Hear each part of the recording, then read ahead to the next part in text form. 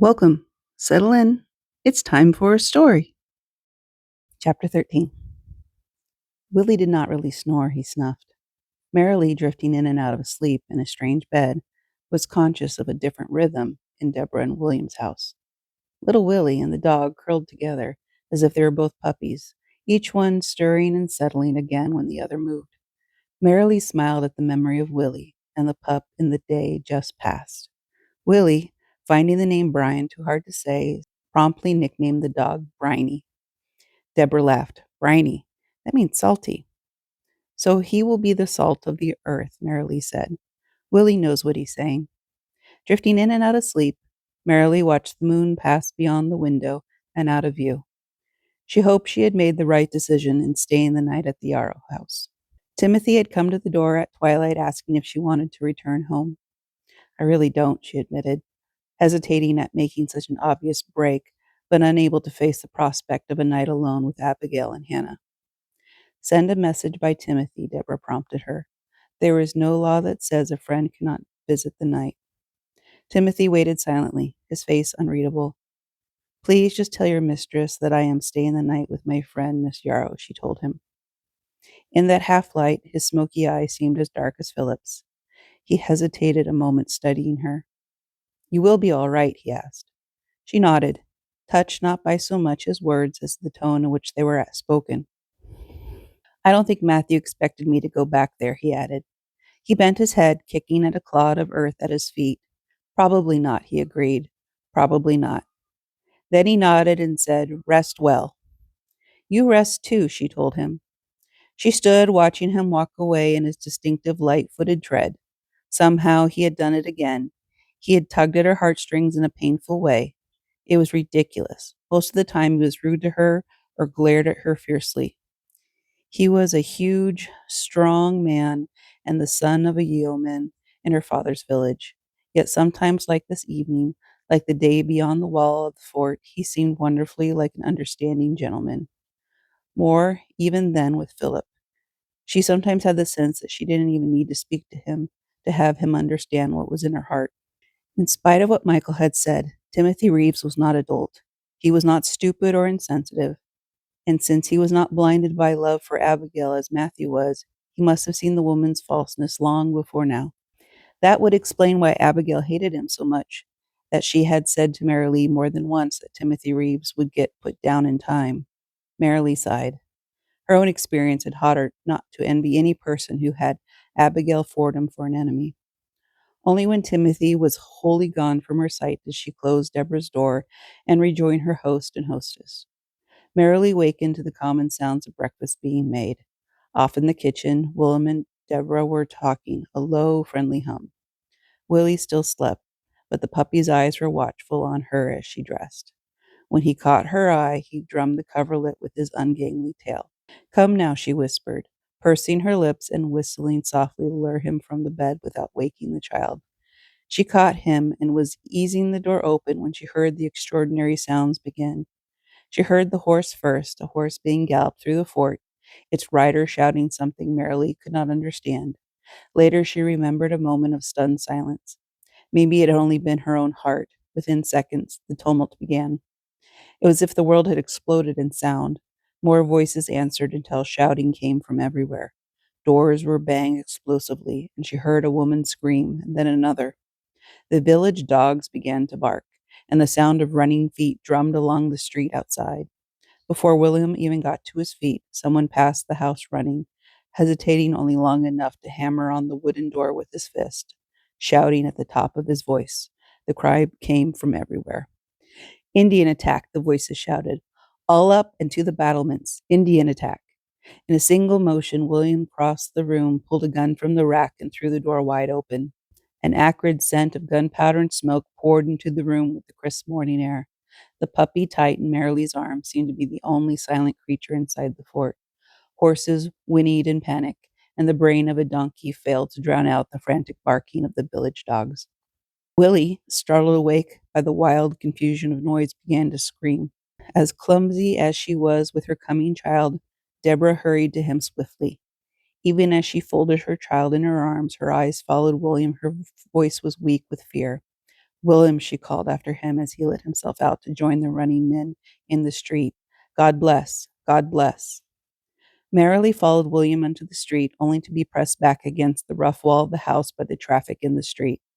Men bearing arms and swords spilled past her toward the gate that opened onto the river. Above her on the walls of the fort, soldiers in scarlet shouted at each other as they loaded the cannon, their plumed helmets shining in the sun of Good Friday morning.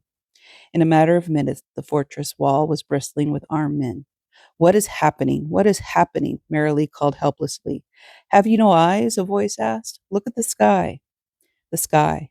As far as she could see, pillars of smoke rose against the blue sky. The world looked as if it had been set afire. Here there is a vast pillar of flame lit scarlet above the height of the fort. Arms, Deborah cried behind her. Arms. Somehow, Deborah had settled little Willie into a glazed coil of terror, cringing in the kitchen corner. Here, Marilee said, thrusting the puppy into Willie's arms. You take care of Briney for me. Marilee stared stupidly at the gun Deborah pressed into her hand. Load it, Deborah said sternly, while there's still time. Marilee watched Deborah's swift skill at the unfamiliar task, tamping the cone of powder down, getting the shot fitted into the barrel. Deborah, Marilee wailed, what does this mean? What's happening? Deborah shook her head. It would have done no good for her to speak. The steady explosion of guns and the roar of the cannon would have drowned out her words. And through it all sounded the high, hysterical screaming of unseen children.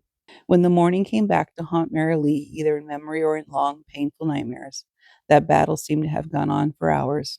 In truth, it was over almost as swiftly as it began. Everything went at such a frantic pace.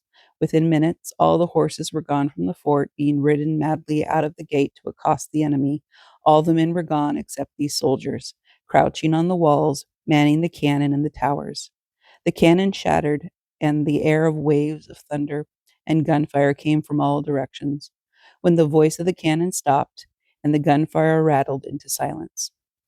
But beyond the walls, the fires still raged, darkening the sun with the masses of smoke that seemed to be rising for miles, for a length of Virginia. Smoke swaying like a shroud along the river, smoke billowing tears to Marilee's eyes and tightening her throat into painful coughing. Only when the firing ceased did Marilee remember Abigail Matthews' wife. Without a backward glance, Marilee fought her way into the crowded street, pushing her way towards her brother's house. Although the door was still closed with the latch string tight, Marilee could hear Abigail wailing inside the house. Help, she was crying. Oh, please, God, help. Marilee found the two women huddled together in Abigail's room. Hannah, wide-eyed and weeping, and Abigail's frantic with fear. Save me, Abigail moaned, reaching for Marilee with clawing hands. Even as Marilee hesitated in the door, uncertain what to do, a voice called urgently from the door. We seek the sister of Matthew Fordham. If you have medicines, come. Medicines, Marilee repeated dumbly, turning. The milkmaid Maggie. Her voice, turned hoarse by smoke or screaming, repeated her words impatiently. Where are they? She went on. We need your help. They are bringing back the wounded woman. Maggie went on angrily. Where are your medicines? Wounded.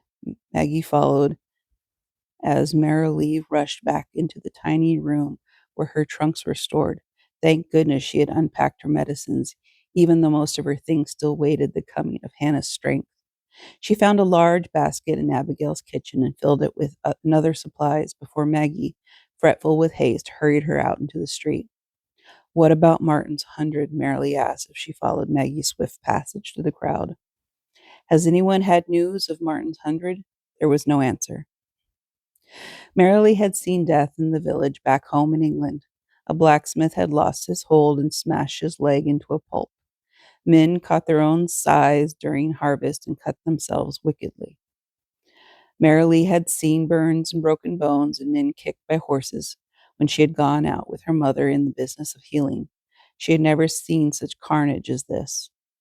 What about Martin's 100? She asked as she brewed the strong solution of herbs that was designed to prevent infection. There was no answer. But the wounded kept on coming.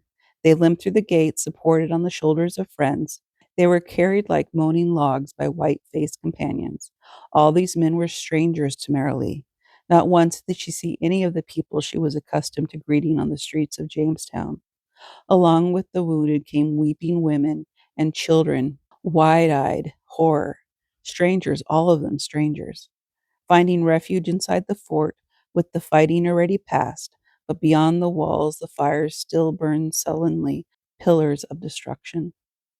"What about Martin's 100?" she asked, as she bound a groaning planter's leg with strips of clean fabric, praying that his bones had been wrenched back into their proper position. While no one spoke of Martin's 100, everyone had something to tell about the attack. This word came out in such a confused jumble that Marilee found it hard to sort it into any kind of sense. When she did begin to understand, Timothy Reeves' words came back to her. This morning had brought the kind of attack Timothy had warned of that day that she walked with him beyond the wall. Opechancano's warriors had tried to wipe out all the Englishmen on their land in one great attack. At the last possible moment, the governor had been warned. He had reacted swiftly, sending all the couriers he could summon to ride to the plantations and give warning. Because of the lateness of the hour, only the plantations within 5 miles of Jamestown had been reached. There had been no time to alert the others. "Tell me about Martin's 100, Marilee begged, without stopping her hands from their gruesome task. She got no answer from those around her, until she felt a sudden hand on her arm. She looked up to see William Yarrow at her side. She didn't recognize him at first. His face was black with smoke, and his eyes almost swelled shut. His hand on her arm was tight, as if he meant to pass on to her his own great strength by this laying of his hand. "It went badly at the outlying plantations," he told her, his voice heavy with foreboding. "But the news comes slowly at such a time. Pray, sister of Matthew Fordham, pray." Chapter 14. The alarm had first sounded at 8 that morning. By noon, there was not an inch inside the fort of Jamestown that was not filled with other refugees from the outlying plantations or wounded struck down in battle. The survivors had arrived on foot, on horseback, and by boat down the river. There was not food enough to provide for the living. There were not hands enough to care for the wounded. There were not room enough to store the dead until graves could be dug. All the women with any skill in tending the sick were pressed into service. The ship's doctor from the early Lark had been rowed in to direct and help with the growing tide of patients. All day Marilee worked at Maggie's side. By late afternoon she fought a growing dizziness, having to brace herself when she rose from kneeling by a suffering man. She had not stopped for food and would not have stopped for drink if Deborah had not twice shouldered her way to her friend's side. Deborah watched sternly while Marilee forced down a second steaming mug of hot sassafras tea, generously sweetened with wild honey. "I suppose there's no word from Martin's 100, Marilee asked her, no longer even hopeful for an answer. Deborah could not meet her eyes. Instead, she caught her lip between her teeth and dropped her eyes. "There's word then," Marilee said, feeling a leap of hope in spite of herself. "What of Matthew? Is there any word at all of Matthew?" "Word has been coming in from Martin's 100, Deborah told her. "So far, I have heard no man who knew anything about Matthew Fordham. They say that those men who were working on the outlying plantations bore the brunt of the attack. Men working in their fields, men building new structures, making brick. Matthew was helping build a house," Marilee reminded her, feeling her heart tighten painfully in his chest.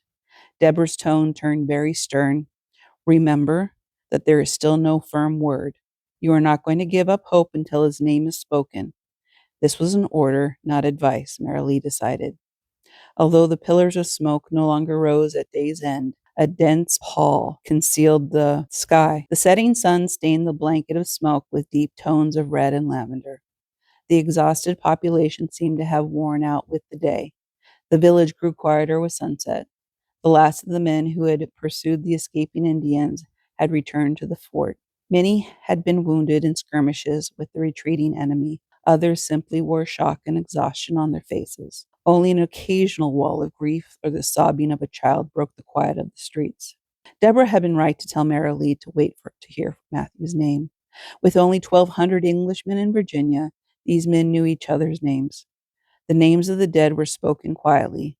Worse, even the names that were recited were the numbers. Of these 1,200 citizens in the Tidewater settlement who had begun that Good Friday, almost a third had not survived to see another sunrise. The wounded men had been placed as close together as logs, on rough pallets hastily formed to keep them from bare floors. Marilee's basket was emptied of any herb that could help any man heal, her heart as empty as her basket, leaning back against the post of Maggie's stable to rest. She was standing there with her eyes closed and her arms crossed over the handle of her basket when she heard Matthew's name whispered for the first time. Waves of chill shuddered down her body, and a sudden hot pressure of tears swelled behind her eyes, but she felt no surprise.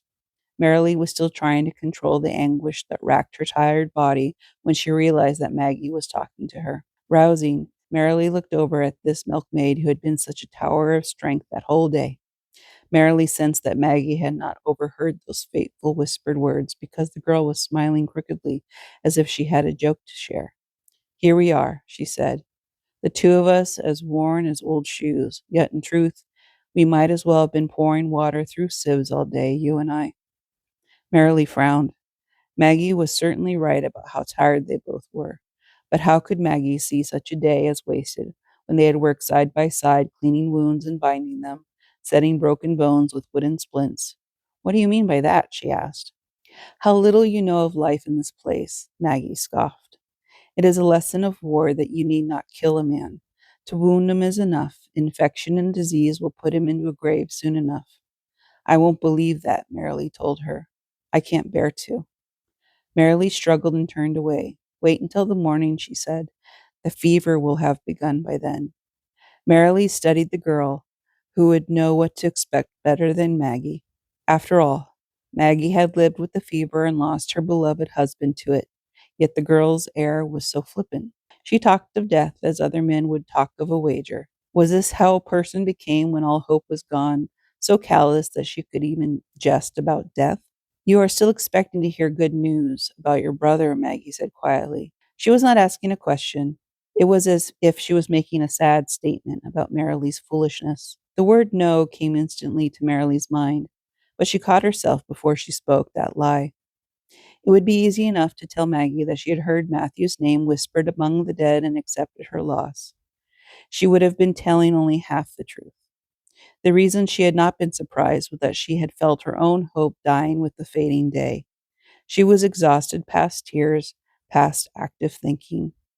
Her realization that Matthew was lost to her had come not to her mind by whispered words, but into her consciousness, seeping in slowly like foul water polluting a clean well. And there was the evidence of time. If Matthew was still alive, he would have managed to come to Jamestown long before now, if only to ease Abigail's mind and her own. If he had been wounded, he would have been brought here for safety long before now. Matthew was dead. To fight away an anguish that threatened to weigh her to the ground, Marilee straightened up and looked around for something more she could do. She drew a pail of fresh, cool water and carried it into the chapel. The benches that usually served as pews for worship had been stacked against the wall to make room for the wounded. The room was dim and airless, with only a few candles flickering here and there. Dully, she walked between the rows of wounded men, pausing now and then to kneel and wipe a flushed face or pour a freshening trickle of water over a moaning man's wrist. Sometimes one of these strangers caught at her hand in thanks. Once in a while, a soft groan came from parched lips. She wasn't seeing the faces of the men, really. She kept seeing Matthew, as she had seen him that first day from the rail of the Pride, walking toward her briskly with that wonderful smile and welcome on his face. Then he had grown hazy, his outline uncertain in her view, as if he, like their father, was fading into death before her very eyes. Her eyes swam with tears as she moistened the cold cloth to wipe the forehead of the man who lay at her feet. His wound had been dressed with white fabric and covered half his face, leaving only one eye exposed. One of his legs was bandaged too, showing that whatever enemy he had encountered had struck him a double blow. She had lifted the moist cloth when a hard, firm hand seized her wrist, forcing the cloth away from his face. "Don't touch me." the man said, his voice harsh with hatred. She stared down at him, the wet cloth dripping cold water down her arm, soaking into her sleeve, chilling her so that she trembled. Only then did she really see him. She stared at those dark, matted curls, that wing of a brow above a single smoky eye, and realized who had seized her wrist so roughly. Timothy Reeves. She breathed his name gratefully. Timothy, you live. Not by any fault of my own, he said harshly. The fault is yours, all the fault. Still holding her, he tried to rise on his elbows, an effort that brought a swift rising of sweat to his forehead. He is dead, do you understand? Matthew Fordham is dead because of you. If I had been there by his side where my duty lay, I could have stood off an army of the enemy to save his life. But no, I was here to guard a worthless girl, and they cut him down.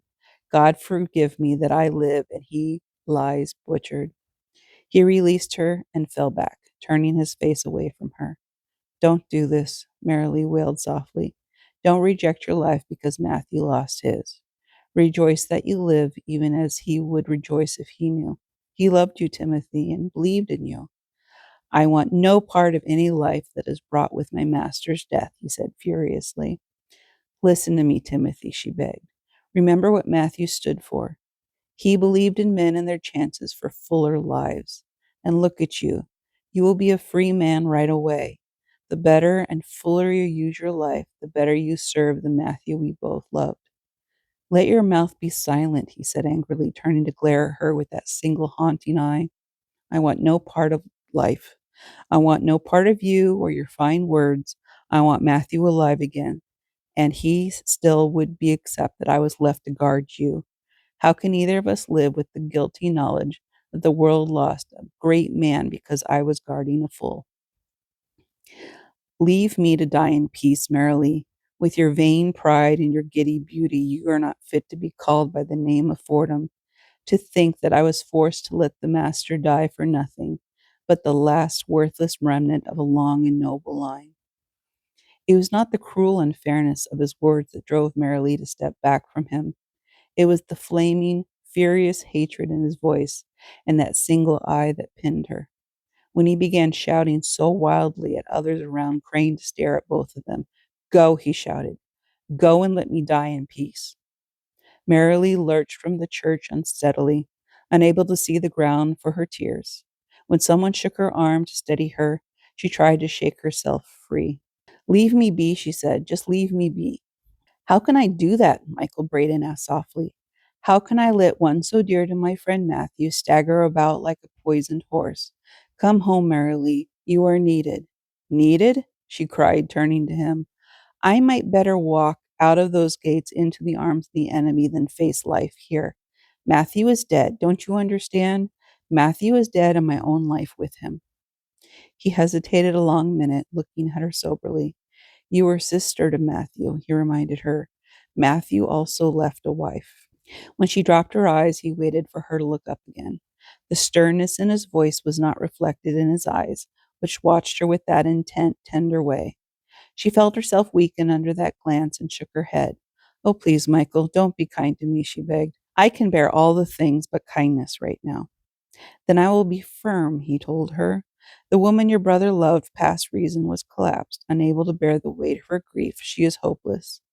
She is surrounded by help, Marilee reminded him angrily. What about Suki? What about Hannah? Marilee, said softly. Suki never got there this morning. Her plantation was too far to be warned.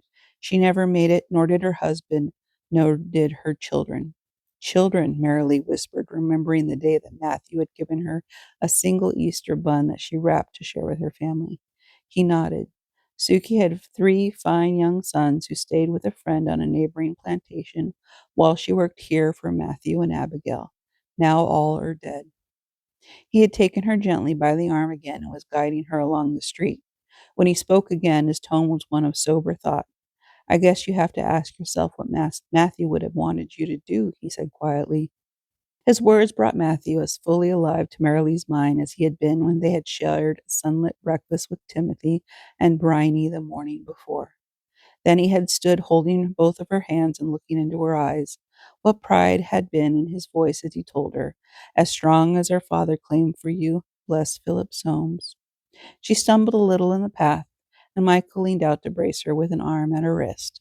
Bless Philip Soames.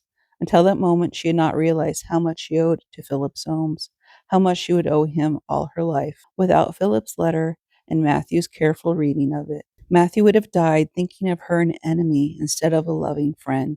He would have gone down to the weapons of the enemy, disliking her, thinking ill of her, misjudging her. But they had made peace. "I love you, Marilee," had been Matthew's last words to her. Matthew would want his wife cared for, she admitted to Michael, falling back into step with him. The hearth fire in Matthew's house had long gone out, as if it had never ever been laid that day. With Michael's help, Marilee set it to flame again. In spite of her past troubles with her sister-in-law, Marilee felt her heart go out to Abigail. Her sister-in-law did not weep. Her eyes did not even show the red of weeping past. She only lay against her pillows, staring off into a corner as if her mind had been swept from her. Hannah, for once on her feet and moving, rushed around the pale blonde figure, moving a coverlet, clucking and muttering to herself. When Aunt Marilee brought Abigail a warm cup of soup and the last of the bread buttered and spread with jelly, Hannah stepped back without meeting her mistress's eyes. Michael hesitated at the door. "I hate to leave the three of you alone," he said. "That worthless Reeve seems to have taken his leave of here." Marilee marveled that her words in defense of Timothy came so swiftly after the way he had talked to her. "He is wounded," she told him. Then, remembering where she had been this day began, she thought of the puppy Briney. "Oh, Michael, I haven't once thought of that puppy since the first alarm was sounded. I handed him to little Willie Yarrow. I guess he's been there this whole day. Surely Deborah will care for him until I am free to get him." "I will stop and ask that favor of her for you," Michael said. "After such a day, you need a long, sweet sleep." Marilee looked at him, neat as always in trimmed breeches and well-fitting stockings on his shapely legs. His pale hair caught the light, and the line of his face looking down at her tempered her to lift her hand and caress his face. "How good you are to me, Michael," she whispered, overcome by sudden emotion. "What a warm friend Matthew had in you." "There is no strain to be kind of people one cares so much about," he told her. The coming morning brought rush after rush of fresh grief. As Marilee fanned the fire up for breakfast, she realized that no tanned and smiling Matthew could come through that door to join her. Not today, not any day, ever. She carried a tray to Abigail. Her sister-in-law did not acknowledge her presence and only toyed with the precious food. Back in the kitchen, Marilee found herself half listening for Suki's arrival, only to stand in horror when she remembered Michael's words. Not until the governor sent his soldier to the house did Marilee hear a word from Abigail's lips. When Maggie entered with the man, Abigail seemed to summon her mind from a distant place. Supported by Hannah and clad in the loose, flowing dark blue robe, Abigail summoned a sad smile for him and asked what he wanted. "I have been sent to ask the help of Mistress Marilee Fordham," he said. "She is needed to nurse the wounded." "She is a mere girl with no skill," Abigail told him. "She's needed here in my household." "Begging pardon," he said. "She was noted for her skill by all the village this day just past." He glanced at Hannah, hovering behind Abigail. "Few houses have the good fortune of even one servant." "But I am a sick old woman," Hannah began. "She will return to England on the sailing of the early Lark," Marilee put in quietly. "But in the meantime, you are quite right. She can care for Miss Fordham while I come with you." Abigail opened her mouth to protest, but fell silent as the man turned to walk toward the door. Marilee followed him, taking all the herbs that were left in her dwindling supply. When she stepped from the door, Marilee found the soldier gone, but Maggie waiting. The two women walked in silence until they reached the entrance to Maggie's stable. "I will join you later," Maggie told Marilee as she stopped there. She smiled wryly. "They knew you were only as the beauty with the shining curls who labored with the milkmaid." Maggie had been right about the fever coming with the night. As Marilee moved from pallet to pallet, changing dressings on wounds darkening with infection and holding cups of ale to parched and swollen lips, the stench of illness made her own stomach heave. At noon, Deborah, with Willie at her side, came to insist that Marilee stop and eat and drink against the long day and night ahead. There in that friendly house, with her puppy glued adoringly to her knee, Marilee felt like a real person again for the first time since the attack began. "We listened for you to come until well into the night," Deborah told her. "When did you stop?" "It was dark," Marilee said. "Michael came looking for me and took me home." "You don't have to go there, you know," Deborah said hotly. "You're welcome here, as you know." Marilee sighed and quoted her brother's words. "There are few enough of us here, as Matthew told me. He said that for that reason we must put up with much in each other." "Matthew was too good a man to live," Deborah said. Then, realizing what words had passed her lips, she fell to weeping and had to be comforted. Only late in the day did Marilee's working bring her into the chapel again. When she heard Timothy's voice from the door, her heart sank. His temperature had risen until he was delirious.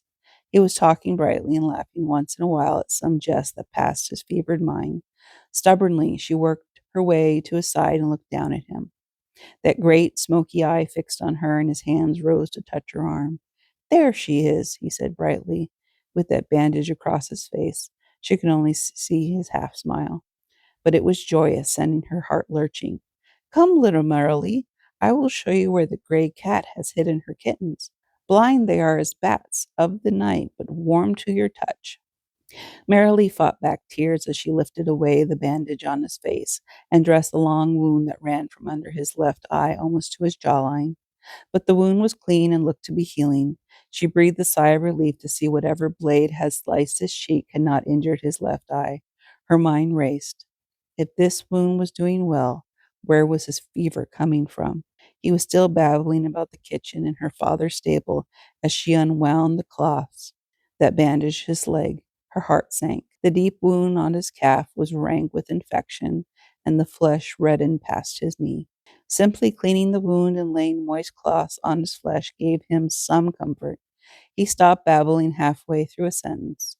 His dark lashes fluttered, and he drifted into sleep.